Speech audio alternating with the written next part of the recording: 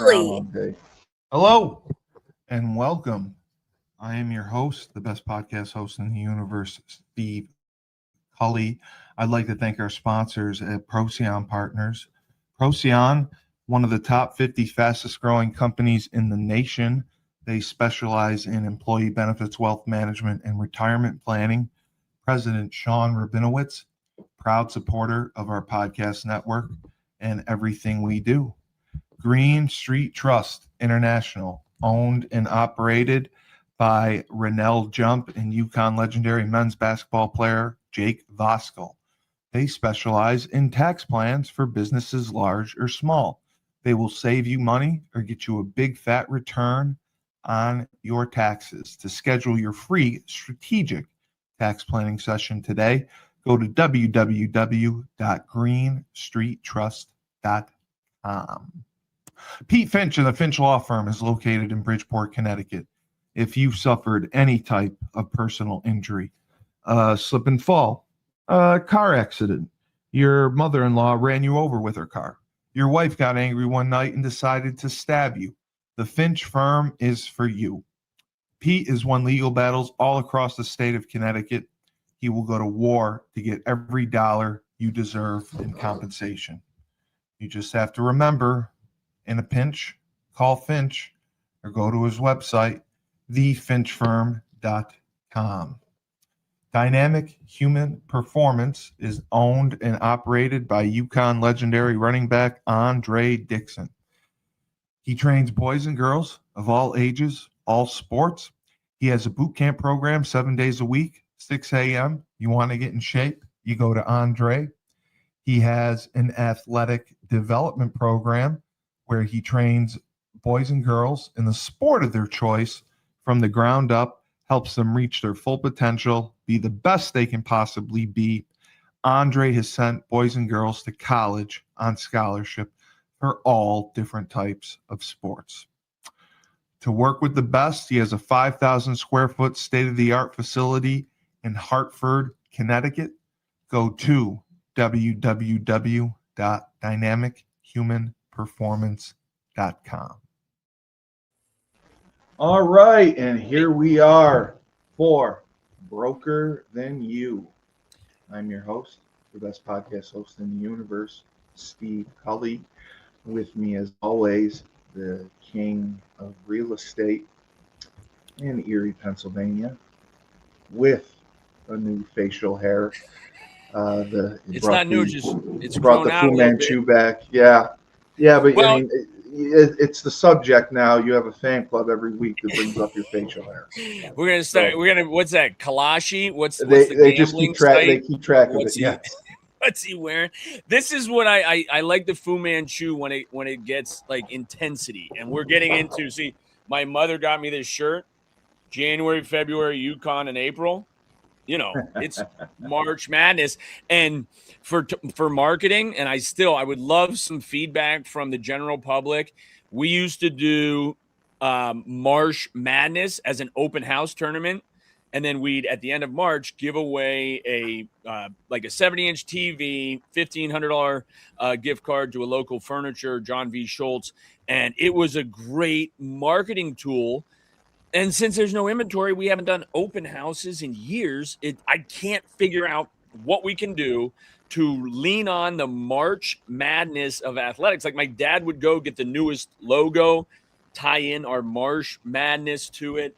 And it was so much fun. And it's like, I don't know, what we can do to replace that as a marketing opportunity when our last name is Marsh and we are full of madness. Well, So anybody that can give me some feedback, I owe you a lunch. Do you have open houses coming up? No, that we don't even have homes coming up. Like we need inventory, right? Yeah. The inventory is still so low that I would love an open house. And if you list a home on Monday, by Saturday and Sunday, when the open house would typically be done, it's already sold, and that's been the case for now about 6 years. So, we have not had a March Madness in March for at least 6 years. And that's a marketing thing that played so well into the start of the spring season and basketball. And so now I'm just, I I need some feedback and some ideas for what we can do in this type of real estate market to try to drive a Marsh Madness. But I apologize. We have a special guest with us who has been with us before. Great to have her back, Steve. Yes, Rebecca Wells Phillips, author, also known as Boo Black, and Rachel Blue. Her website is RebeccaPhillips.com, www.RebeccaWellsPhillips.com. Sorry. And her episode was outstanding. Thank you. We had ended up with 25,000 viewers. Really? Wow. And, That's outstanding. You It's guys not are even- popular. Well, I think it I sounds like told it's you. you. I told you. Yeah. No, I mean, Now, our episode did good too, but she Well, beat us. Rebecca, can you tell me with those aliases, right? Mhm. When we close real estate deals, you have to list aliases, and I'm sure that's just like a fictional character or whatever else. But Yes. I have aliases like Laven, Layman, Layden. They just butcher my name, which is why I have aliases. But are those aliases just characters in each book, or tell me more about those, please? Oh, right, that's so- interesting. Boo Black came from Hating Self by Boo Black. I wrote about my time growing up in Tennessee in a predominantly white neighborhood, and I didn't want people to know where I grew up, nor did I want them to know my parents. So I used a fake name, which represents the hate I had for myself. So it's like, boo, I'm black. And then Rachel Blue, that was born out of a dream. And it just kind of went together. Like after I decided to do Rachel Blue, BLEU, then it was like someone beating someone black and blue. So yeah, they're not characters. They're actually just my pen names for the adult LGBTQ fiction in my memoir. Interesting. Okay. Yeah, I thought the same thing. I was like, wow, that's a creative way to come up with your pen names. Well, and I think it can be a marketing opportunity. It also seems like almost an escape, right? Like you can be someone that you're not necessarily expected to be when you are acting as someone else. It is interesting too, because I think anytime you walk into a room and you read the room, I've always said I'm true to my character, but I am a bit of a chameleon where I know how to adapt to the environment I'm in. But I think that is interesting, and I probably can't even tell that story just because of NCAA potential violations. But yeah, like There's no NCAA violations. Listen, you're 48 years old. I'm 47. Do not date me. But no, listen, I'm down at this track meet, and I'm just volunteering for Callie because her coach is having a baby. And so she wanted me down there to get, and I'm expecting to stand outside the fence. And she's like, no, I'm going to give you a William & Mary track t-shirt. Come on in. And I'm pretty social, especially at track events. And I'm like, okay, I can't identify who I am. I don't want to get kicked out of here if I'm not an official NCAA coach or whatever. The head official of the pole vault, right? Middle-aged black dude comes up to me and he's like, I'm glad you guys are here today, man. I'm an alumni. And I'm sitting here like, oh my goodness. So I want to be courteous, carry on the conversation. I'm like, oh, nice. Did you run track for William & Mary? He's like, no, I played football. Well, good. I played football at William & Mary, and I remember I intercepted Mike Cook in 1998 and almost returned it for a touchdown where we ended up beating him. But he graduated in 96. So he was talking a little bit about Mike Tomlin being there and everything else. So I didn't want to take it too deep. I didn't tell him that I played for UConn because I didn't want to, again, reveal anything. And so then he's like, so now are you guys at your home next weekend? I don't know William & Mary's schedule at all. So I'm like, I'm not even sure we're going to bounce around. And then the coach from Elon, who is in their conference, right? Now, this is the first outdoor meet. I don't know if he knows their coach or not. But his first question to me is, where'd you guys stay last night? Well, I stayed in Winston-Salem because it Just was say an a 8-hour. Holiday Inn Express. That's it. That's a like- standard answer. So I have to avoid conversation at this meet because I'm not supposed to be on the infield or anything. Yeah, but Um, the head coach allowed this. He was fine with it. I'm going to plead the fifth on any acknowledgement of anyone So you knowing just showed anything. up and acted like a parent, basically. We may have had insight to where I was not doing wrong by William and Mary. So No, of course not. But no, it was So I got to meet their head coach, who was super nice, and again, he didn't seem concerned about anything. I mean, what kind of repercussions would there be? But she did win the track meet. But I went back, like, she cleared a height, and she even she hasn't cleared a height that low since like her sophomore year of high school. So as much as it was great to be there and coach her, she's regressed, you would say? No. She just didn't have a great day. It was so windy, and I'm not going to excuse her. She won the meet. Yeah, she won the meet, and it just wasn't a great day. But the fact of the matter was, and she even said, I would have probably rather no heighted than give that mark. It was just a low mark and not a big deal. But we had fun. It really was a great experience, and literally was 6 years to the day of Friday the 13th that I was supposed to coach her at high school nationals before the pandemic shut everything down, March 13th of 2020. So it was literally 6 years to the day that I was supposed to coach her on my own, didn't get a chance to. And so this was literally the first time I had coached her since I was an assistant at McDowell in high school. So it was such a great opportunity. Yeah. Fresh, good to see you. Yeah. And then after the meet, I had dinner with Fresh. I know. It was awesome.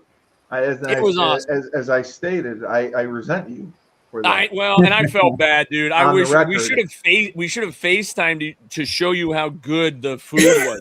I mean, I know. We had a great time. Where'd y'all eat? Yeah. Where'd y'all eat at? Fresh. It was Stony River Steakhouse. Yeah, Stony River in Chapel Hill. In Chapel Hill. Yeah. So, yeah, you like the food, Labe? It was good. Oh, it was good. Those steak egg rolls and egg rolls, shrimp on toast, and the fillet. Yeah, man. Fresh knows how to set it up. Must have been a real nice time. That's good. Yeah. We had a nice talk, man. It was good. But yeah, I was reliving. He was sharing the same story with me. It was funny how you just kind of go with the flow. You figure it out. You get things done. Which is kind of like it's a good segue also into like business stuff, is that sometimes you have to, I don't want to say it's not really a fake it till you make it kind of thing, but it's sometimes you have to get comfortable being uncomfortable, dude. Well, of course. Yes. You're comfortable being uncomfortable, and you have to just kind of have like a figure it out kind of on the fly. Solutions oriented. Yeah. But at the same time, one of the things that Laban he didn't talk about, but it's just natural, like, in his aura, how he handles things. When you're professional at something and you're really good at something, right? And you do it, you're confident, right? Mm-hmm. He didn't feel, right? I would say you didn't feel out of place, even though you were at the, right? Right. No, in fact. Right. And in fact, I think just because I always listen to other coaches to see how they coach their kids, if it's the same technique and things. And once I got in there, I'm vocal. And so if you know anything about the pole vault, I'm not, I have knowledge of the event. You can talk the lingo. Right. So I didn't even think about that, Fresh. I wasn't nervous at all about coaching a collegiate athlete. It was trying to be incognito while doing it. And for me, especially in the pole vault, I want to know more about everybody. How'd you get your start? All this stuff. And I had to stand there quietly. It was more painful. Did you work with any of the other pole vaulters? No. And that was so here's what happened was, their throwers went. The whole team didn't go. It was just their throwers, and then Callie was the only pole vaulter. They have male and female pole vaulters, but it was kind of like an optional meet because it was outdoors. It was outdoor meet. It was the outdoor and season. What Callie had been saying is that in practice, she will tend to run through, meaning you don't take the jump up, you run through because you're nervous about your step or whatever. Right. But she knows of her own self now. She's been jumping 10 years, right? She knows that in a meet, like she just will plant the pole and go because she has that drive and that ability. And it's almost like if it's not serious enough, she's just gonna which it's in, you know, you got to get through that. You have to be, especially in college, you have to be able to motivate yourself. And this is true, Fresh, like you're saying in business. Like, dude, it feels like when you're in business, especially startup phase, like not only is nobody around, you have zero people cheering for you, encouraging you. And honestly, like Callie knows the pole vault. I basically said, yeah, okay, go, you know, yeah, that sounds good. This is where your step was. You know, I think there was a time where I'm like, I like you on that pole. And she's like, I got to go to a bigger pole when I go to 7. Like, she knows herself well enough as an athlete. She just needed someone there that had the encouragement behind her, that told her, you know, hey, you've got this. You're going to be great. We all need that. And I think that's what you try to elicit when you market, right? You're trying to create a raving fan that, regardless of your circumstance, they're going to support you in your effort. And that's where I'm so thankful that Callie was willing to ask me. I mean, at first she's like, hey, would you want to come coach me? I'm like, yeah, sure. I'm thinking a couple hours away. She's like, Elon University. I look it up. It's an 8-hour drive. And she even said, we got to have lunch afterwards. And she said, you know, I was so nervous about asking you because I knew it was a long trip, but I also knew that you might say yes.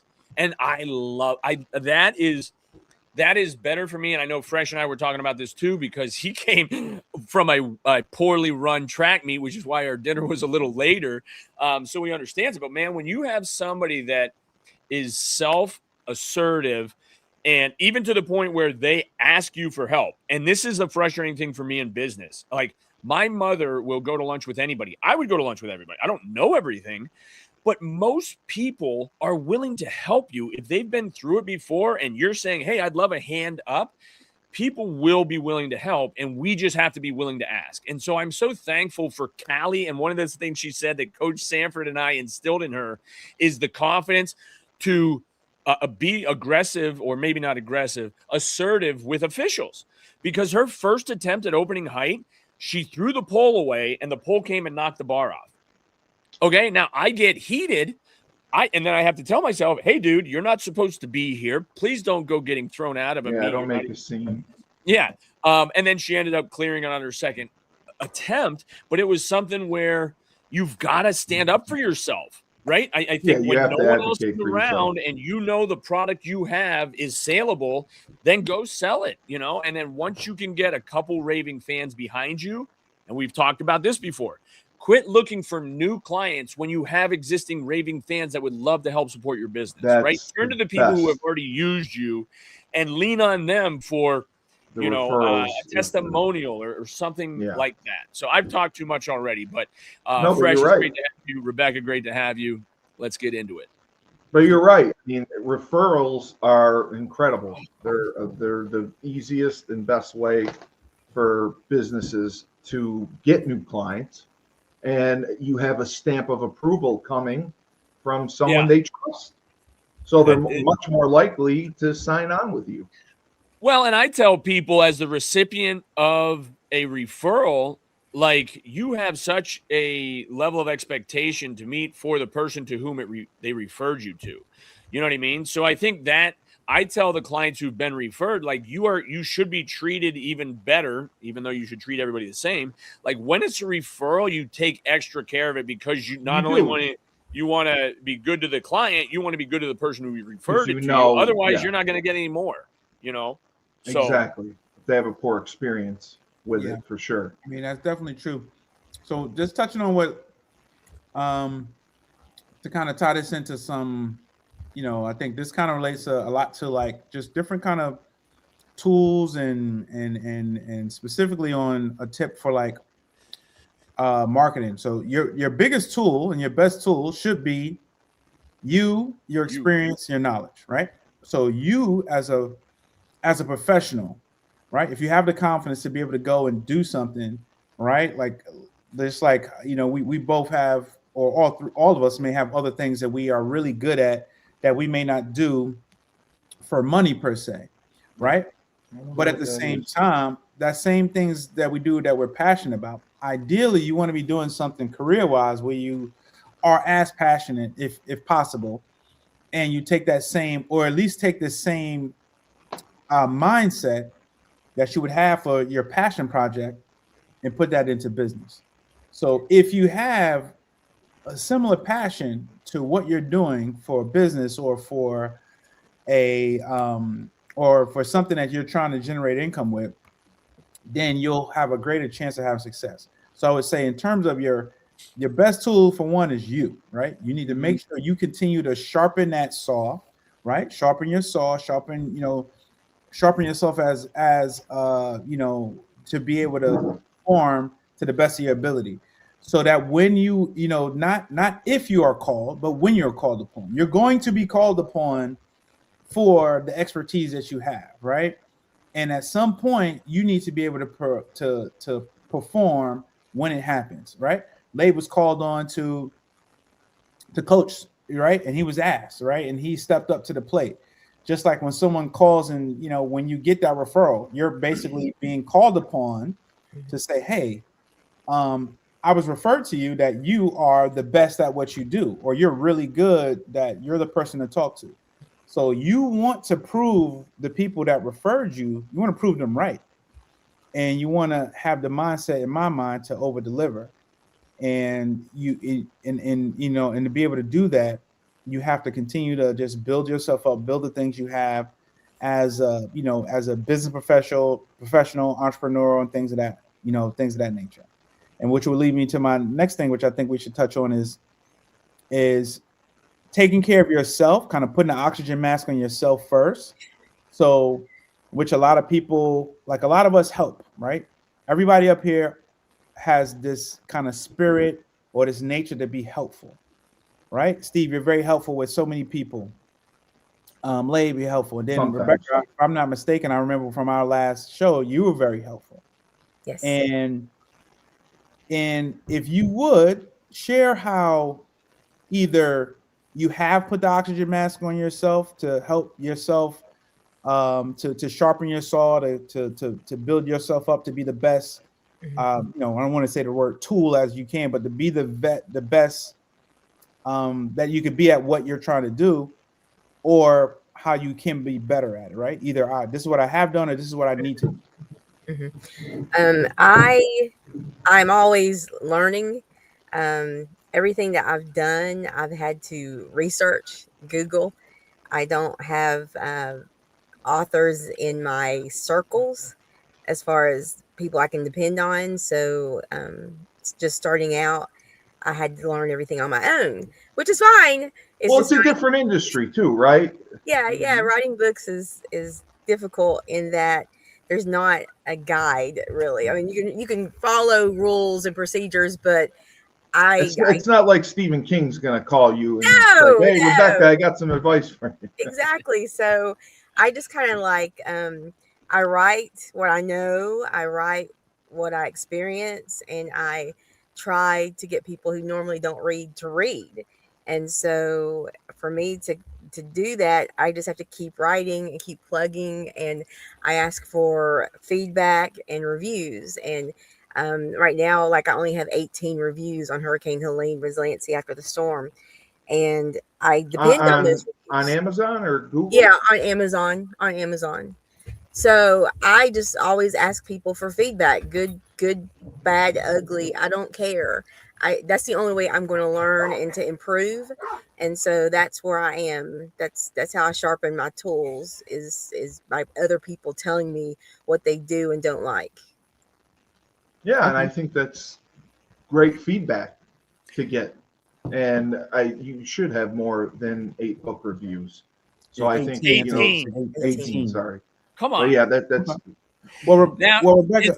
I just got yelled at by Joe D for an hour. So please. Is there any way to those testimonials? Is that somebody that you reached out to, or is there any way to get in contact with them for them to either elaborate, or you know what I mean? It's because most of the feedback we get, we've dealt with the people, right? It's a client we've had face to face. Whereas for you, you may have never met your customers, or right?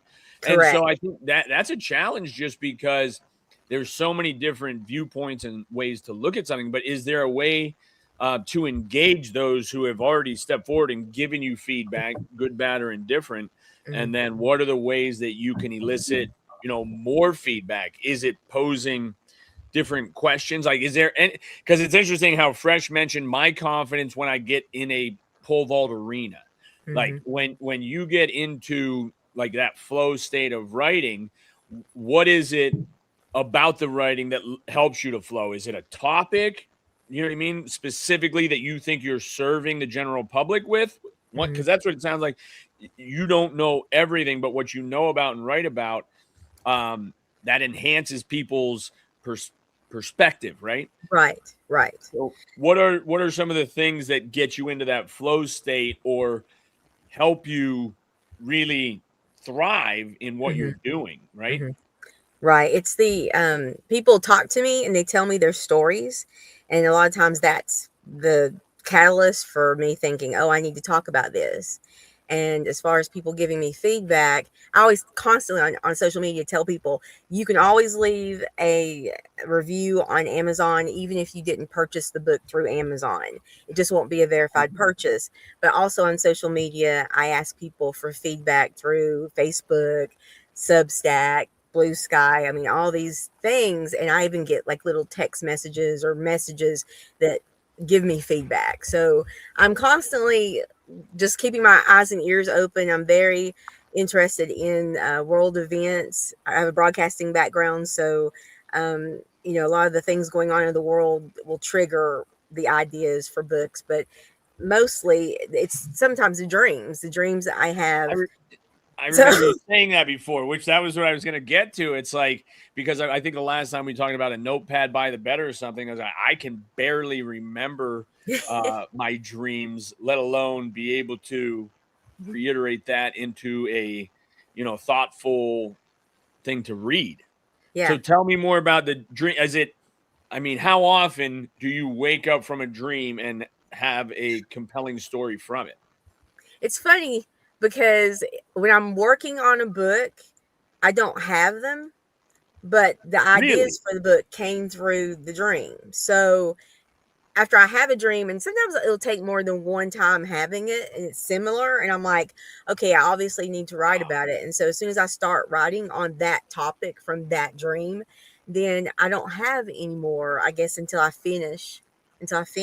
So see, that to me that's probably more fascinating to me than anything. I mean, because I think of it as like an actor or a character in a role who lives that role in his lifestyle because he doesn't want to get out of it. So that's interesting that once you have the topic and start writing, you're not influenced by that dream until completion, it seems. That's really interesting. Yeah.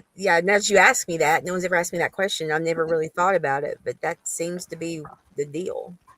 And so, wow. I mean, it would almost say that, hey, if you start having these dreams again, that project is finished, or button it up because it's time to move to something different. It's just interesting to me as to when what is your inspiration or what starts a new book. I mean, I know you've written almost a book a year, right? Over the last 4 years or something? Yeah, it's been almost like two. But like I said, with Dragonfly Passion, I'm waiting on copyright, but it's done. And then I was going to do Lift Our Voice, Abuse Survivors Speak Their Truth, but it's very painful. That's a very painful topic. And with Jeffrey Epstein stuff going on, it's going to be next year. So it'll be more like one book. Well, Hurricane Helene too said as well. Yeah, but on that one. No, it's interesting that you say that though, because, and I don't know if this is true for Steve, and I don't think Fresh has had the same head trauma. But I remember when I started, like I read Beneu Malu's book and then Chris Nowinski's books, both on head trauma and the effects of concussion. And I found myself just down that rabbit hole of darkness where I literally had to stop researching because and this is kind of like when you write a book, it's done. Like they can give you feedback, but you can't necessarily go change the book. And I think that's where I feel like with that head trauma, it's like I can learn more about what I'm going to end up with or what I have to deal with. But I think you become what you think about. And I had to get out of that space because it would take. So I totally understand. At least that's what it seems as a parallel for me. Because again, I think that's something where those traumas, it's like you just want to avoid it. And even for me, like I was talking recently to someone about that car accident, and it was just like that was my last concussion, and I didn't even realize I had a concussion. But every time I drive over that bridge, I recollect that instance where my life almost ended, and it's crazy how you can get into different. You smell different smells, hear a song on it, and the recollections that it brings. And when it's positive recollection, oh man, it feels great, and you can get in that flow. But as soon as you have that reminder of a PTSD type situation, it's amazing how the physiologically your body shifts. Like when I was driving home and my hands start getting sweaty over that bridge. Yeah. It's like I don't know. It's a weird physiological change to your body when things that have happened in the past get reminded. And so that is very interesting. How if there is stuff going on that reminds you too much, you have to go a separate way. That's really interesting. Yeah, and the time and the money and the interviews that she put in to Hurricane Helene was just incredible, and the stories that she got out of it. It really is it's a magnetic book. I mean, it's something that you have to really, like I said, I don't think you'll truly understand it unless you experienced it. But when you read about it, it's mind blowing. Because I told her after the first episode we did, I watched the documentary on her Katrina, and I could not believe that. I mean, it was unbelievable that these people for a week, were without anything and got no help from the government. And President Bush at the time comes on and he makes a statement. It's for 5.5 seconds. Listen to your local and county law enforcement, and they'll tell you what to do. Bye. Peace out. So that's what you got. That's all you're gonna give them. I couldn't believe that. And the governor and the mayor became a scapegoat. Yeah, and that's tough. And I think that's where going back to like the having people at your back just for encouragement. And how many people have said if you're leaning on the government, man, just keep waiting. They knew though. That's what bothered me. Oh, listen, dude. They knew what was going to happen. And that's the worst part about all of it is that like I feel like we're only let into about 10% of what they really want you to know. Yes, of course. But I think that's you only have so many resources. But and then you have some people that won't believe it because of the boy who cried wolf, and that's a lot of what I'm concerned about with the federal government is that you've got a ton of people now just suspicious of all of it, especially when you talk about the Epstein thing and who did what or who knew what or whatever else. I just and that's where I try to just stay local. I mean, you have the effects of the federal government and things like that, and even on a local level, there's only so much they can do. But you've got to have people in your corner in those instances to help, not only with the encouragement of, hey, it'll get better, but actually being there to help. And that's where small communities are great about that. But it is frustrating when you think, listen, the role of the government is really to keep streets clean and, all that. And they're not doing the basic necessities of what they're really made for. But Fresh, I don't know if you've seen the documentary, but it's Spike Lee did it. It was in 4 parts, and I think it's a while back, right? So I feel like I've seen it. It's kind of removed from it, but I'm familiar with the whole situation and how it happened around the time. That's when the whole, when Kanye. I don't know if y'all remember, it was Kanye was like, yes, George Bush doesn't like black people, and then what was the guy who played Austin Powers? Mike yeah, Myers. Mike Myers. Mike Myers was stuck. He saw his face. He was just like, "What just happened?" And then they switched the screen, so you know. Yes, on the news. Yes. Yeah, they were doing like some kind of like yes. They was doing like a telethon or some kind of like fundraiser. Yeah. And then Kanye said that, and Mike Myers is just He was his eyes went. He was like deer in the headlights. He was stuck, and then they switched, and then so it's just one of those things where it's a tough situation. But I think this all ties back into like traumatic experiences. I think trauma comes in many different shapes and sizes, and you have certain events that bring on trauma, like unfortunately, like what we have right now, right? We have hurricanes, right? And then we're currently right now we have war.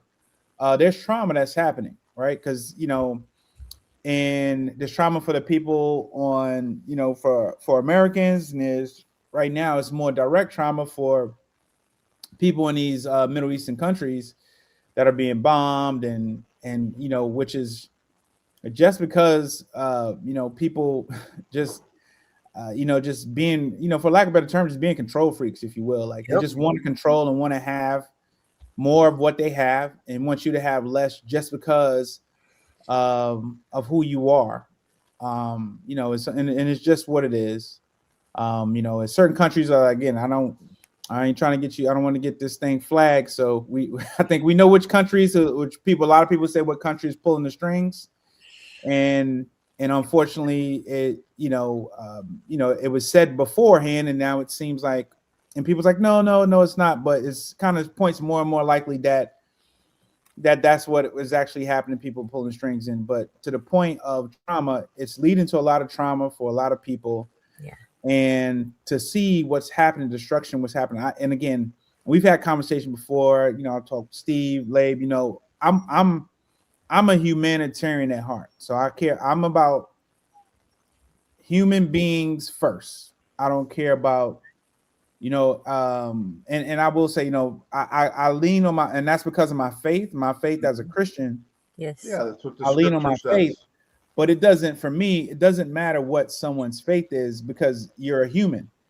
And then, especially as the Bible says, you should love your neighbor as you love yourself, right? The person here, because God, that was the point. Like God is like, how are you supposed to love me as in love the Lord if you can't love the person right next to you that looks like you, that you see on a regular basis, somebody who you can't see, touch, or really hear? You're supposed to say you have love for them. No, love that person. If you can show love for that person, then you can show love for me, because you don't even know me like that. So my thing is having that common touch, caring for people. I value that over pretty much everything else. And those things, and that's is troublesome that people have to go through trauma, because many people don't kind of see the world that way. It's like people want to have caveats behind things. I'm like, human beings are human beings, and that's what's kind of tough. No, and they shouldn't have to. Well, but we do have to recognize, because one of the things you even opened with is the oxygen mask on yourself. Yeah. And there are some people that have been, whether they've been through trauma or not, where you can't have them in your circle to stay positive. Like they are just, it does not matter. They bring negativity into a situation. And if it happens frequently enough, it's different to be compassionate, in my opinion, because again, I agree with you wholeheartedly, Fresh. But then I realize that there are some people who just will leech and like Satan in the flesh, almost like, this isn't good for your mindset or anything else. And I'm not saying empathetic, but I'm just saying, like, you do have to protect yourself if you know that there are certain individuals or scenarios that are just not good for your mindset, right? And I don't know how to explain it, because I agree with you, Fresh. Humanitarian, without a doubt, like everyone is God's children, but some of God's children don't serve that same God, and so you just have to protect yourself from that. For sure. I mean, I think to touch on, I mean, I know how to explain it. It's both things can be true. right? I agree. So I agree. So both things can be true, and that's okay. And I think you are 100% correct that you have to protect yourself, right? So you have to protect yourself. Mhm. That doesn't mean like you can love someone from a distance. You can care about someone from a 100%. distance, Yeah. right? If someone is in dire straits, you can still help them up. You can still make sure that person, somebody's falling off a cliff, you can help them up. Right. Now, if somebody is standing on the ledge, you got to know that if somebody's standing on a lower ledge of the cliff and acting like they're falling just to pull you in and pull you over, now you got to be aware Right. of your environment, your surroundings, and the nature of people, and understand to not put yourself in those things. And that's not always the easiest thing to do. So again, like touching back when you're saying like putting this oxygen mask on yourself, it's very important that you know that you don't let the world and worldly things that people do, right? And the traumas that they bring stop you from being human, from being humane, right? Because it's not gonna stop you from being human, but stop you from being humane. Because a lot of times we go, all right, this person burned me, so I'm not gonna deal with people. Not instead of I'm not gonna deal with people like that. They go, I'm just not dealing with people. And unfortunately, that's what happens when you have or I'm not gonna deal with those people. And that's where you have problems with like race and discrimination, because people go like they had one bad experience and they let that one bad experience because it brought them trauma. That's right. Is we all want, right? And I was just looking this up before. So what we all are, and what social media pushes on us and everything is like we all are chasers of dopamine. Those dopamine hits are great. We love them. 100%, dude. Right? But we're not enthused and excited about going for the what would people call the opposite hormone, which would be serotonin, I believe, right? So we're not trying to do, we're not looking for serotonin. No. We're not looking for that. Because it takes So too something that's long. going to give us that, we don't really want that. So we're like, look, no, give me the dopamine. Dopamine. Well, Right? And I think that's where it is. But you have to be aware that, hey, everything is not about the dopamine. Everything is not about excitement. Everything is not about that, right? Sometimes you do need to rest, which is what the serotonin brings. And sometimes everything happens for a reason. Sometimes those things that you see is a warning for you not to either become that person or you're not to allow yourself to fall victim to it. But do not let it encompass you. Like what you mentioned before, how like you were doing the research, you read the books and as it pertained to head trauma. And maybe this happened with you, Rebecca, as you were doing your research, following up on the things as it pertains to certain traumatic events that you've experienced, and unfortunately you experienced some events that could be more than enough for some people's lifetime. And in your short time here, is that sometimes you get so engulfed in these in the trauma and what happened that you lose yourself in the trauma, that you get so stuck in the trauma instead of what I would say is I encourage people to find the lesson. What's the lesson in this trauma? Like, what's the lesson? What are you supposed to be learning from this trauma? Because I don't think God has not created all of us to like, yeah, you're just supposed to go through this and struggle. Like you're supposed to be reminded of this every time. Like every time you cross that bridge, you're supposed to go through traumatic stuff, Labe, and you're supposed to freak out. No, that's not what's supposed to happen. It's supposed to be a lesson. Like, what did I learn from this? This is what I learned. I learned that life is precious. I learned that I'm not promised tomorrow. I appreciate every day. Right. So those are the things. Those are the lessons. Yeah. Not to focus on the thing. But yeah, go ahead. And I think one of the greatest things my father ever told us boys, and I have 3 brothers, is don't let circumstances dictate your character. And I think that is true in so many of those instances where, especially if you're in a bad headspace from whatever else. And I guess I think about this a lot with my own kids. You know what I mean? Like if I'm frustrated after a certain business situation and I become short with my kids, and it's like, it's not fair to the kids, but it's also just reining that in. And again, understanding you can't let circumstances dictate your character. If you preach your character to be, a humanitarian and God following and God fearing, then you need to be more understanding and more empathetic with people. That doesn't mean, engross yourself with their circumstances. You know what I mean? Especially if you have issues like I do, where it's like, you got to tread lightly, because I'm so empathetic. I can position myself in that individual, and it breaks me down, because I just don't understand how somebody could go through that and still come out, on the other side. Yeah. And I mean, and I remember, and I just saw something from Renee Rodriguez when my wife and I went down to learn about, public speaking and everything. One of the guys that was there was an intimate group of 10. He started telling a story about when he was younger, and he lost his brother, hung himself accidentally in a tree, and he was like 4 or 5 years old, and he was out looking for his brother, and apparently was like trying to wake him up and move the body, to where then he went inside, and the parents are like, "Hey, where is your brother?" And he, as a 4 or 5 year old kid, said, "Oh, I don't know." And then the police are like, "Well, somebody moved the body," and all this other stuff. And he's telling this story with me having 2 boys the same age of him and his brother. Bro, I mean, I broke down right as he's telling the story, and he was I couldn't, and even my wife was there, and so she kind of had to explain why I was breaking down, because I envision my own kids going through this trauma, and I'm like, bro, I don't even know, how are you 55 years old and still that would have killed me.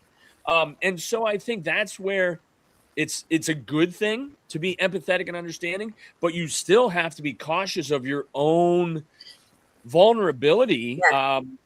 Because again, now some people, like the EMT, bro, I could never come up on somebody with an injury where their legs straight and their foot side. Like I can't do it. So we are all built differently, and it is important to expose yourself to some, uncomfortable situations. But if you know it's going to take you down a bad road, I have to avoid it. And so with some of that trauma and stuff, it's not good to keep it in. It's good to talk about it, of course, but recognizing some of those triggers, if you will, I think is important, because going back to the oxygen mask, like, bro, you got to take care of yourself. And if there's things that take you in such a bad place that it gives you a hard time recovering the rest of the day and treating people the way they should be treated, right? You have to find what makes you tick. And I think it's okay to let people know, hey, listen, I'd love to be with you on that, but that just takes me into such a bad direction. I'll pray for you about it, but I can't be that close to it almost. Yeah, that goes back to that goes back to like just even our playing days. Like almost every coach will tell you, like especially if you play a position like a leadership position on the field, like know your personnel, right? You always want to know your personnel.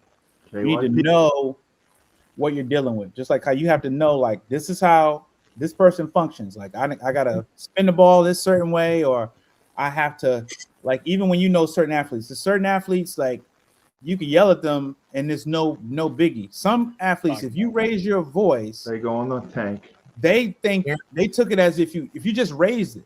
They took it as if you were yelling. So you have to know your personnel and know how to navigate with them.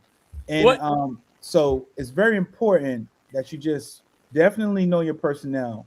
And I know you wanted to jump in late. I want to segue to something.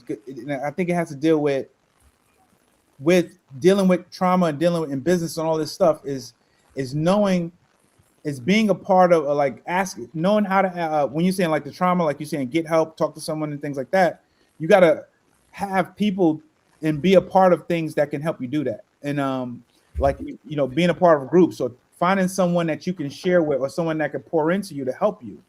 And again, so going back to, we started talking about this when Rebecca, you were talking about kind of, I asked you the question about, how have you how have you built yourself up? What things you've done or you feel like you should do? And you had mentioned something about not having, like, you just kind of feel like you're on your own. You don't know a bunch of authors and things like that. One of the things is knowing your personnel and understanding resources. I just shared in the chat. just 2 Facebook groups that I just happened to pick up. I don't know if you saw it in the chat. I put her posts in both Facebook groups last week, good. and they did very well. Yeah. So I don't know if you're a part of these groups. Yes, Rebecca, I should tell her. Yeah, but you should. There's invite her to groups. join. And I happened to look at one of them. One of my frat brothers, who's a doctor, PhD, he's written a number of books. Yeah, is in one of the groups. So it's just one of those things that sometimes you have to put yourself in position to where you're around people that can be of assistance. And sometimes, like, so if you have like these, these peer groups and where you can grow and build and share, that can be the resources that you need when you're like, oh, I'm not like, you're self-published or you're doing this. And some people may say, hey, you actually got a gym here, but it's in the wrong places, and somebody can expose you and put you out there. So I think sometimes maybe stepping outside of your comfort zone and putting yourself in places where you have an opportunity for iron to sharpen iron, where someone else can help sharpen that saw that you have and help you help you do those things. Right. And I've done a few things where I went to like a book conference, the Blue Ridge Christian Writers Conference, a couple years ago, and I joined the Flatirons authors group in Asheville. I've done, networking on alignable.com and things like that. Yes. And it's difficult because writers are very private, and it's hard to share because there's so many people out there that want to take. They want to steal your work. Yeah. Exactly. So all of Your us ideas. have this feeling like we can't trust you. Like we can't say, hey, will you read this page? Because you may run off with that page, So I think it's just very difficult for authors in general to seek help. Yeah. And I should post some of her clips too.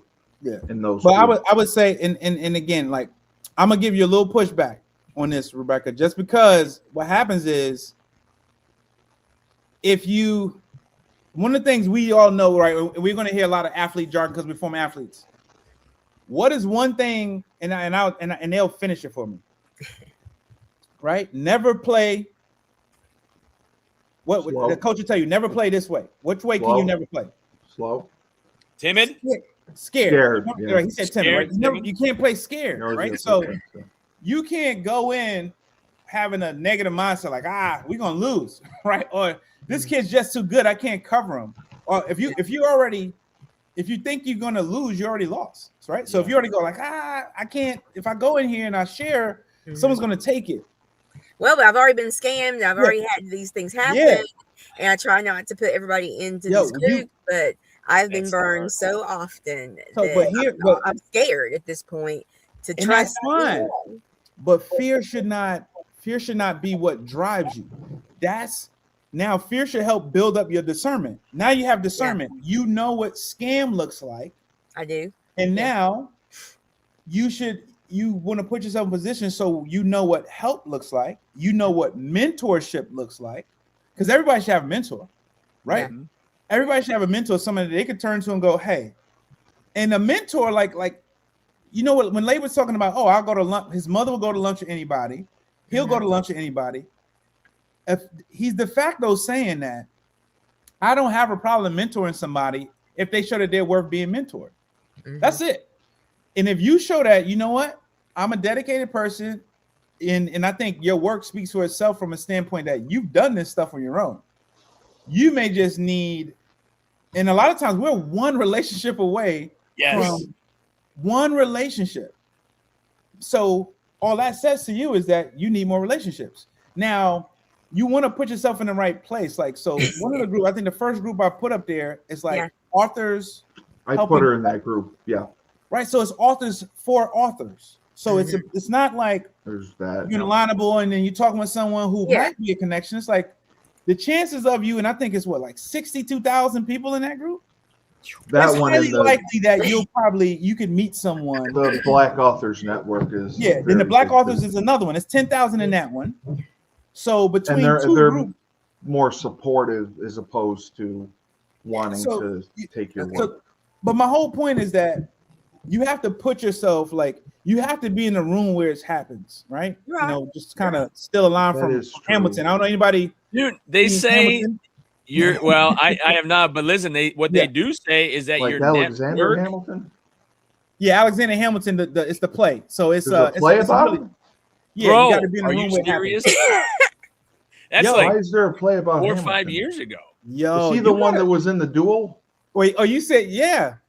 Were Did you he win saying? the Are you duel? serious to Steve? Lane? Yeah, I am Yeah. serious. He was in Hamilton- the duel with I'm that guy. Steve, you got to get you. Her? You never seen Hamilton? No, I I haven't haven't Hamilton. seen it, but I know. I didn't even know it about existed. I think you could go on. I think Disney Plus or Hulu Oh. or something. Check it out. Oh, they What is It's it? A on- musical? Yeah, but it's Oh, I don't wanna different. see It's that. not. No, see, this is. It's by Lin-Manuel Miranda. Like it's. Oh, I like him. He yes, was in, see, Curb that's Your why you like. First, Enthusiasm. you're like, no, it's a. It's, Well, it's, I don't know. I know him because he was in Curb Your Enthusiasm. That's why I Yeah. know him. But I know he's he's a writer, right? yes, I know yeah, he's yo, a he done. theater like- guy. I mean, not saying you be in it. I got kid late. We got kids. So you know, Moana. He's done Moana. Oh yeah. He did all Oh. the soundtrack for Moana. Oh, Yeah. So he's done that. He did a bunch of other stuff. So he did the play In the Heights. He's done Hamilton. He's done a bunch of stuff. Like he, Oh, yeah, okay. like he's so He's I was pretty just saying, well like known. that was a That's line what from you're there. You know, you got to be in a room. He was in a room where it happened. Like talking about like basically, you know, he's one of the founding fathers of this country. So you I gotta knew know, that part. I knew that. Yeah. I just didn't know there was a play about him. I Yeah, knew but he was people in don't the know. duel. I had no idea. You learn through art how impactful he Oh, was. he was huge at the on writing founding of the of this Declaration you know of what I'm saying? Independence and the Constitution, all that. Yeah, all right, all let me that. So, let me get this in. We'll be right back. yeah. Down south, we have Julius Williams, Jordan Harris, and the rest of the team of the Trench Mob. They train offensive and defensive linemen. They compete in 5v5 tournaments and college showcase camps all across the country. They have sent kids to schools like Florida, Florida State, Miami, Clemson, Tennessee, Georgia, Alabama, just to name a few. They have sent the highest percentage of kids who work with them to Division I schools on scholarship. To work with the best, go to trenchmobfootball.com. Nedvonne Young runs the FreshFold Laundry Company in Chapel Hill, North Carolina, a high-end laundry service. You book online, put your laundry out in a clear plastic bag. They pick it up, wash, dry, and fold it for you in 48 hours. They also offer an expedited service if you need that as well. They have an online subscription model, weekly or bi-weekly, where you can get your laundry done that way. They offer deals for college students. So if you want your laundry done, you can do it in your own dorm. They have a pickup and now a delivery service. So you can have your laundry done without leaving the comfort of your own home or dorm room. To sign up, go to their website, my-freshfold.com. All right, there's 2 weeks in a row. Very well done. Very well done. Oh, love it. I had wanted to ask because Rebecca, you know, we got a very good response. One of the targets I had for your episode was South Carolina, and a South Carolina podcast network wanted to run your episode. Yay! So I think that's great, and I think that is Thank you. huge for. Like I said, I think the biggest thing we need to do is help raise awareness of the book. And Yes. you had mentioned some of the states. So I was going to do South Carolina, Georgia, Florida, try to hit those three first, and then work out from there. But I think the South Carolina people messaged us on Instagram, and they were very excited Yay. about the book and the show that we did. Thank you. So that's, I mean, that's huge. That's huge publicity to be able to get that. And we'll continue to look at different states and different areas that we can go to that the hurricane impacted. Mhm. And I think that'll make a huge difference. Yes. Being on that network, they have a lot of viewership, so I think that will be big. That will be big. Definitely. But I mean, have you done any like speaking work, any consulting work for either other writers or speaking about Hurricane Helene anywhere else? I will help writers in that I'll be like an ARC reader and I'll do Right. edits or suggestions, or they'll text me things, or on the down low. As far as any speeches or any official, no, because I guess in people's mind, I mean, I'm not a first responder, I'm not a celebrity, I'm not any of these things. And even though I've done my best to let people know that I wrote this book and I have background and knowledge of what went down, nobody's interested in me, Steve. You guys are the only Yeah. ones that have shown any interest in me, and I really appreciate it. But like there has been certain events that have happened have tried to raise money for victims of Hurricane Helene, and I go to those. you have not been asked to No, take I'll part and go. speak or anything. Nope, people will tell me about it, and I'll go and I'll show support, and I'll take a book and let people know or whatever. But Yeah. no, Fresh, is that something like where she could get involved and reach out to the organizer and say, hey, I wrote this book and I'd like to speak. I have experiences recorded and documented from all these people that I can share and I can present.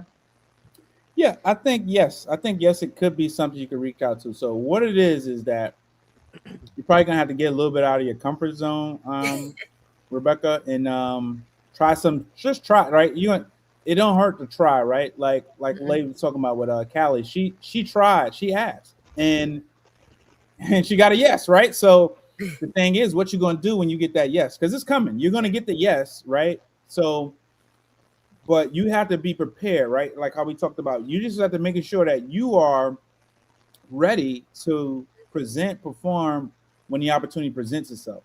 So what I would just off the top of my head was going through my mind just as we were talking about that and you were sharing that and Steve asked a question was, you have to ask yourself a few questions, and I think it will help give you some direction on how to move. Mm-hmm. And one of the questions is, who could benefit from this book? Who tends to benefit the most from a book like this? What kind of people? Survivors. Right? So if you answer, you can answer that question, I give you some direction. The events that this book is about, right? And you can answer this question to everybody right now is it a one-time event or is it a reoccurring event? It's a reoccurring all around the world. So here's the thing. Anything that's reoccurring has relevance and an opportunity to have, to be monetized and everything, right? Even if it's just not about the monetization for you, but the fact that there's a whole hurricane season, right? We have a hurricane season, which means, and there's places that are most impacted by hurricanes. Yes. Usually along the coast, and you can speak to a number of people because there's certain things you just can't escape. Now you can then you got to ask, okay, there's direct ways I can go about approaching things, and then there's indirect ways. So what was the like ripple effect of the hurricane? Like, how does it impact people? How does it impact municipalities? How does it impact this? And you can kind of get involved with other stuff, right? The things that happen, right? People have utilized resources from sandbags to things about insurance, from flood insurance to how about claims, claims adjusters. Like there's a number of people that you can just the way my mind works is that you can, right? You can talk to claim adjusters, you can talk to insurance agents, you can talk to city commission, town, you know what I'm saying? You can talk to different people on how these things impact stuff. Even some of the reasons, like stuff that Labe's in that he's involved in, right? He's a part of the sewer. Right, sewer authority, and then the authority. industrial and economic. So right, yeah, look, but like, can you be an education? Like, hey, when this happens to you in this town, this is who you need to seek out. Almost like a format of when this happens, contact these people. And to Fresh's point, if you reach out to them and say, hey, what would you do if this happens again? Right. Right. And be the voice of the, the people in your community who are supposed to let this know, but then they don't let anybody know until it's too late almost. Right. Yeah. How can you be like that due diligence that we've always talked about?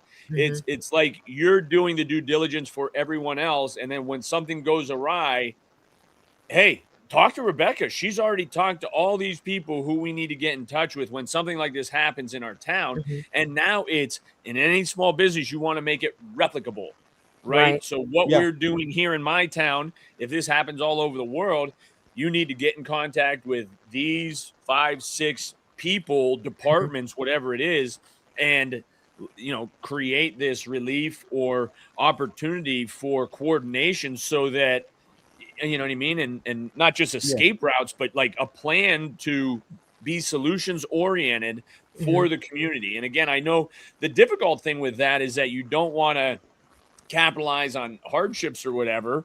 And that's where if you can be that resource, and most of the time it's even just information as to like, I don't know what to do. Well, first call your insurance company, and then they're going to tell you who you need to, because that's where you have to be careful when it comes to insurance is for the assertive people that are just going to take care of it on their own because they want to get back to normal. Okay, well, unless you document it really well, they might not buy into it until they get eyeballs on it. And so who are the adjusters? Because I know, like, we have Erie Insurance here locally in our town, and they serve the whole East Coast and maybe throughout the country.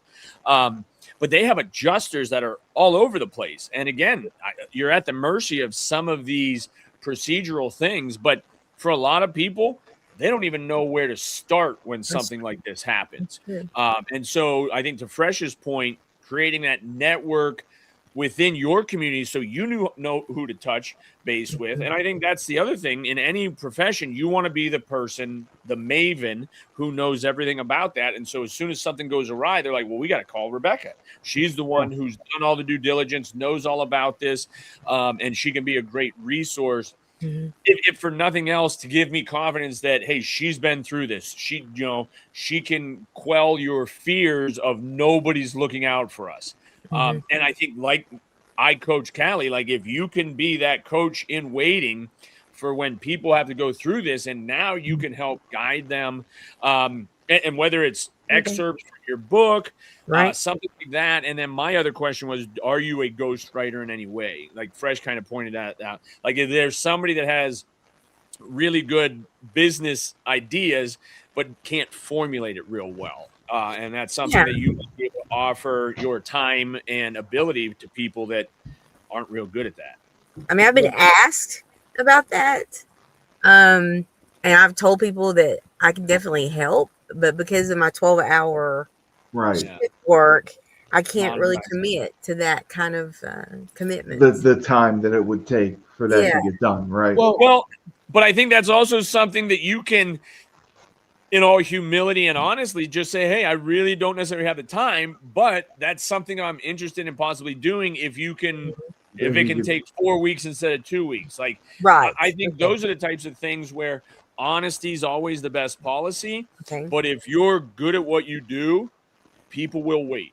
I mean, honestly, it's for sure. And I would ask you this. So, and I hear like, so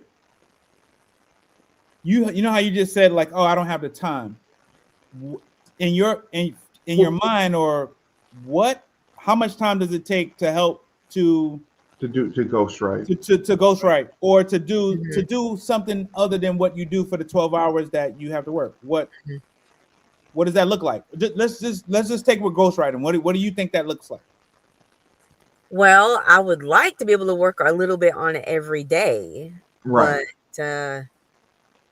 right now I only have like maybe 2 days a week that I could commit to it, which Right. is fine. No, I get that. So the time commitment is not really. I'm more asking you, in your opinion, like what does it look like? So I know if I said, if Leif said, hey man, I need help with designing something, I need help with you, I need you to consult me on how to maximize, AI with my business, right? So I and I'm bringing this up because I do having some AI background, right? And we just have an AI company my wife just built.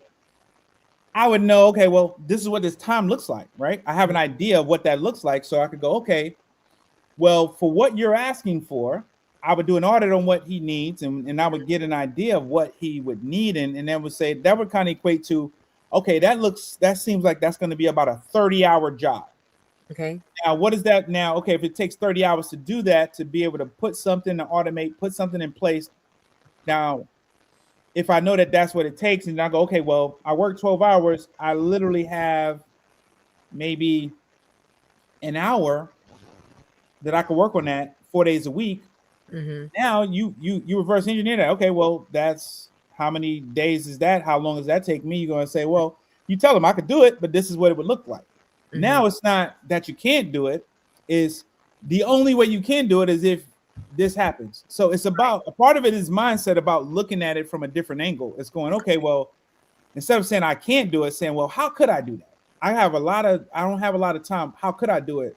And then what that does is, believe it or not, just you switching the way the wording of that question, Rebecca, will change your whole mindset. The way the human mind works is crazy. It's so amazing. You pose a different question, your brain would just go, because your brain is a problem solver. It's there to just solve problems. But when you say, I can't, your brain goes, okay, that's not a problem. We've already decided what you can and can't do. You said it, so I'm not going to work on that. Right. I have no incentive to do that. Well, I think it's realistically, if she's thinking, okay, I have 2 days free, so it would take a lot longer if you're basing it on the 2 days. Now, if you say, like you said, okay, if you're able to add an hour every day, and then with the 2 days free, that would make things a lot more expedient. But Rebecca, if people who have inquired about ghostwriting, are they on like a timeline? I mean, is it something that they want done fairly quickly, or is it? No, they'll mention things, and I guess in my mind, it's not, for me, it's not like a done deal. Like they're definitely going to do it whenever you talk, because people will say, I'm always working on a book on this, and I wish I had this or whatever. And it's like, until you put it in writing and say to me, this is what I want, then I'm thinking you're just dreaming up things that you want. Okay, you know so like, you don't think they've been serious with their exactly until someone puts it in writing? No. Okay, so that would change things. But part of that too is almost the idea of like working for free, meaning you get somebody that's kind of on the edge. Well, go ahead and be assertive and just put together what you think they might like to see, and just erroneously email it to them. Like they're non-committal. You kind of feel they might just be blowing smoke. So take a little bit of time, put something short together like a hook, so that when they read it, they're like, I'd be interested to see. Yeah, man, she really might be able to do something with this if I commit my time to her. Like she's independently committed, and I don't know if it takes 30 minutes or 3 hours, but if unsolicited, you provide your service to someone who could be a potential customer, and now they actually experience what you do and what you do well. That could be the one thing where they're like, it's not even worth me sitting down with pen and paper when I can reach out to Rebecca, give her, bullet points of what I want. And I say that because we were always not good at writing our own profiles. So we hired a copywriter, ghostwriter, whatever you want to call it, and she provided a 1-page bullet of questions. And so we would have every new agent fill that out. We'd email it, and then came back the most eloquent personal biography. I'm like, how do you do this? But they are just so skilled at writing that if they have the most important information, they can. And now, part of that, can you use ChatGPT? Maybe. But if this individual really knows and hears your story, I guarantee you're better than a computer. So I think that's where if you are, a good writer and you take that and impress upon somebody that, listen, I can do it a lot better than you. And these were the list of things that I need from you to put it together. The only reason I say working for free is that they might not realize how good you really are until they see the proof of it. And so I think that's where sometimes, and I think for me, like, I enjoy videography on athletes. It started with the pole vault, but when I have kids that are playing basketball, like, I like to be able to zoom in and zoom out and the effects of it. Like, whereas, no, if I was at a track meet and the mother held the phone just at the pole vault pit, right? So they jump. Whereas I take it and I zoom in on the runway and kind of zoom out and pan. It's just like, well, I want to do it the best that I can possibly do it. And I want somebody to watch me video and be like, dude, how'd you do that? Like, well, I just focused on, if I was being videoed, this is what I would want it to look like. Right. So I try to put myself in that position and say the old golden rule. Like, this is how I would want it done for me. So I'm going to try to do that. And if somebody says, wow, that's awesome, then run with it. If they're like, dude, I kind of like just okay, you catered to your clients to a certain extent. But when you know more than the general public, that's when you can impress upon them some of those little bits that add value to you. And there's 700 real estate agents in Erie, their market.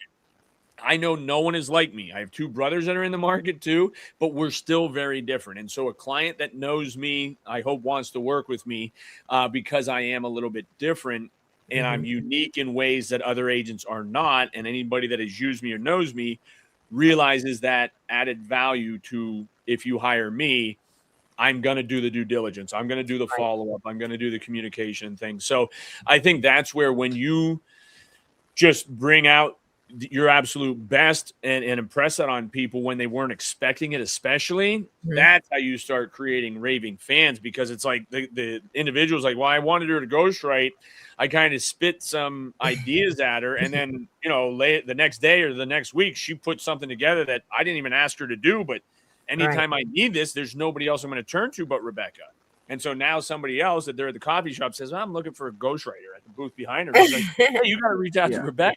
It's how it can work. And Fresh was talking about that manifestation of things.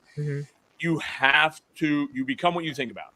So you have to say, hey, this opportunity. And it reminded me, I think it was the Players Championship this weekend, the golf tournament. Yeah. The guy, and I can't remember the guy who won it, but he had to make an incredible shot. And I think what he said to his caddy was, hey, I just have to hit the absolute best shot of my life right now. Yeah. And guess what he did? He hit the absolute best shot of his life and won it. Like, again, it goes back to what Fresh was saying. You have to believe it before you can get anybody else to believe it. You got to put the oxygen mask off first before you can help others. I mean, it is something where if you have that belief and I might be, knocked off track or off course here and there, but my focus is so intent that I have to achieve what I'm setting out for. And it just doesn't leave room for that negative energy or talk. So I hope, you can find other opportunities, because obviously you're passionate about it. And I think that's where, when you can get enough opportunities to where you can leave that full-time gig to do what you really love. That's when it just, you become unstoppable, right? Because you realize that doesn't matter what somebody throws in my way, hurdle, I will clear it and get it done. So I'm excited for you, Rebecca. Rebecca, for ghostwriting, is that something that would be more lucrative than writing and self-publishing yourself? There's not as much overhead that goes into it. Yeah, I'm sure it would, because you would, quote a price for the time and all that, and it would be a done deal. Whereas with self-publishing, it's like a luck of the draw if someone decides to buy your book or whatever. So yeah, I'm spending a lot of time. I don't want to say wasting a lot of time, but I'm spending a lot of time trying to make pennies, versus if I had something more solid like ghostwriting, that would be a definite income. So here's also Go ahead. Here's also a suggestion to kind of add to what Laban was saying. So, in terms of you, like, you always want to try to prepare yourself. Like, we always prepared ourselves for our best opponent, right? You're going to prepare yourself for your best opponent. So you want to think about who your ideal client would be. Like, all right, I would love to be able to write for somebody that, you know, like you're getting prepared for somebody who is potentially can have a, you know, New York Times bestseller, if you will, right? Mm-hmm. And you want to kind of look at what does that client profile look like? Build that out, and then go find that client. Like, it's not like believe it or not, like or at least like that could just be a side quest. But you put something together where, you know what, I'm looking to hopefully get a big fish or hit a home run at some point. But in the meantime, you can have something put together. Mm-hmm. Or this is what a single looks like, a double, a triple. But then the home run, grand slam will be this big client. But you need to look like this is what it would ideally look like. Or you just tell yourself, and just like how you tell yourself other things, and it will manifest itself, you're going to say, look, I'm going to work with a client that has an endless budget. Mm-hmm. They spare no expense because of the work, the quality of work they want done. They will value my feedback and opinion and encourage me to help them push their limits. Like, you just lay out all these things and you speak it. You write it like, this is what this client looks like. This is what this client is. And you write this stuff down and you read it, look at it, manifest it, and it will come to pass. It's just that you just have to, that's where the mindset has to be. Mm-hmm. And what will happen is it eventually will happen. And what could be crazy, how it could happen, that same client you're talking about could be the same person that you do a bio for, right? Because this is a bunch of stuff. You could just start doing bios, like how Laban mentioned. You could do bios for people. You do a bio for someone, and it morphs to that was one of your first clients. But then 4 or 5 years later, now this client you never knew this client had this story to tell that everybody loves. Or just so happened, you know, Gayle King happened to take a look at it, and we know who Gayle King's best friend is, and all of a sudden, it's on right, right. So, and then all of a sudden, you know, you find your work on the O network. You know what I'm saying? So it's one of those things where you have to manifest it, put yourself in position, lay it out. This is what my ideal client looks like. Write their profile out, and well, I know what I want. For me, the ideal is that I want my Hurricane Helene book in high schools and colleges. That's what I want. And so I have sent out free copies to, you know, people like my alumni and, you know, high school and things like that, because I want people to use it as an education piece. But man, go ahead. Here's the thing. That's what you want. And there's nothing wrong with you wanting that. But for you to get what you want, you gotta give someone else what they want or they need. You gotta provide somebody else with something, because the somebody else, they want either assistance, they want a compelling story. You got to provide something that someone else wants, or you find your book provides what someone else wants. You have to look at the things and find out what other people want, because that's how we have successes, by helping other people and people paying us to do it. That's how it works. You got to help somebody else, and they will pay you. They will gladly pay you for helping them. So once you do that, then by default, you will help yourself do all of the things that you want to do. But you got to help somebody else first, and it's going to come back to you like tenfold. That's just how it works. Well, I thought writing Hurricane Helene was helping the community, because there are a lot of people who didn't know what was going on. So, you know, I captured all the true stories and all that. So in my mind, you know, I sacrificed my mental health and my financial stability to write this book, to provide this book. And I feel like I'm not asking that much for it to be offered in colleges or high school. No, I agree. So, but what's the process to get it in there? What's the process to get into college? I don't have any. There you go. So that's how you help the people. So you got to start doing that. Okay. And we just went through, like, you don't understand. Like, you just got little tidbits and pieces that laid out, and some of the stuff that I said. You can get in front of people that your book can be a resource to help people understand on this is how they dealt with this traumatic event, because we already went over it. It's a recurring event. Yep. If you put yourself in position to be a part of the resources that people who go through this traumatic experiences have, it will come to pass. Then it'll get to a point to where it's that important that people just say, hey, you have to have this. This is something that any town or any place that has, that experiences hurricanes, they need to have you as a resource. Right. But you got to put yourself out there to put yourself in that position and find out that this is the people that need it. Okay.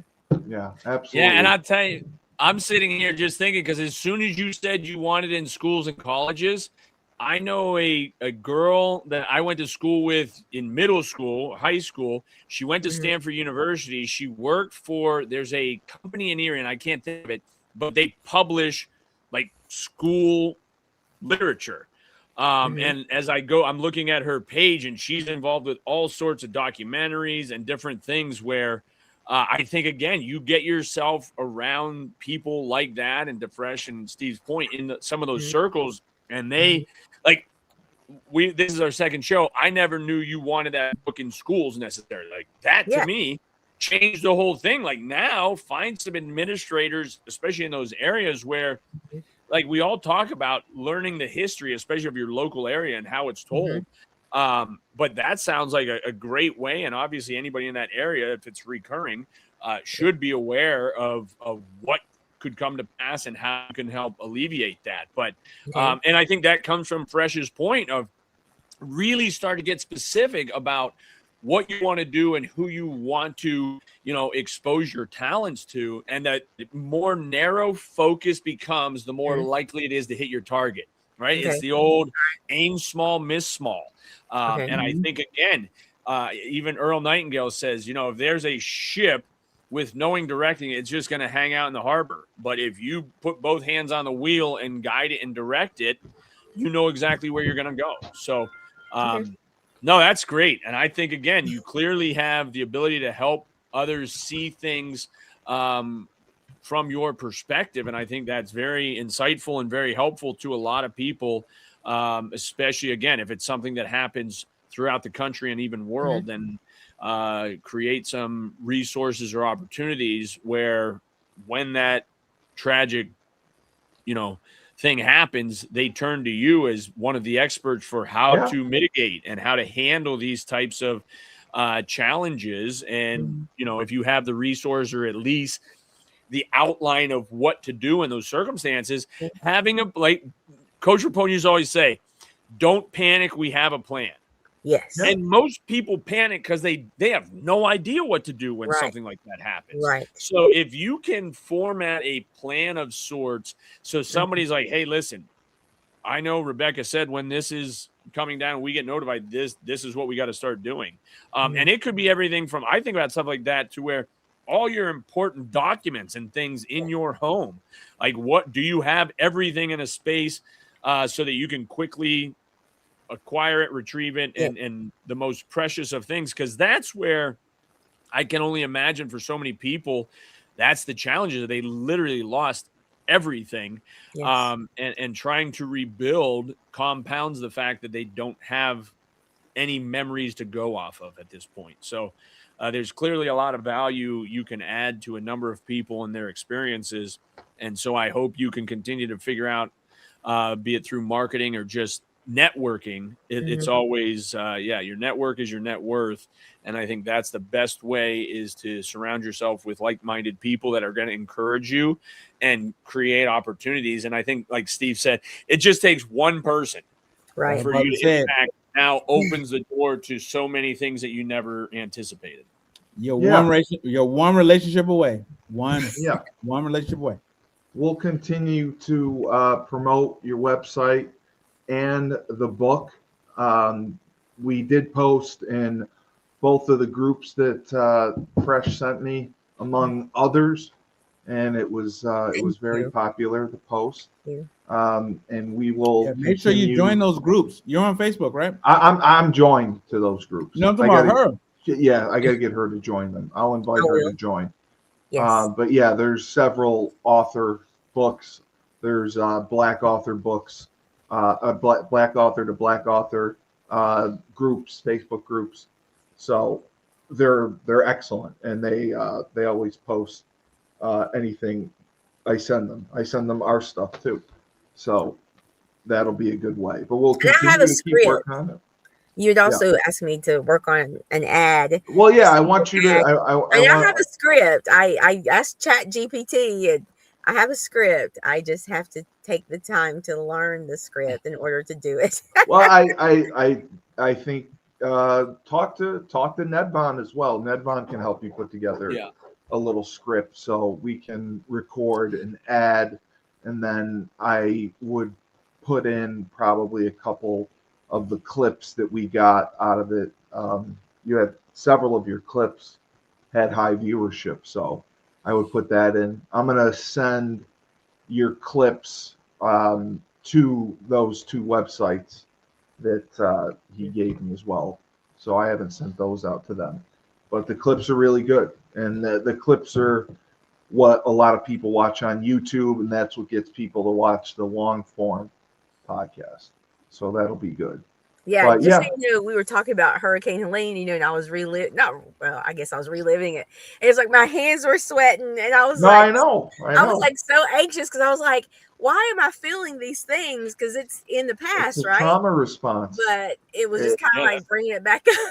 It's always with you. It's always with you. But no, you're doing a fantastic job.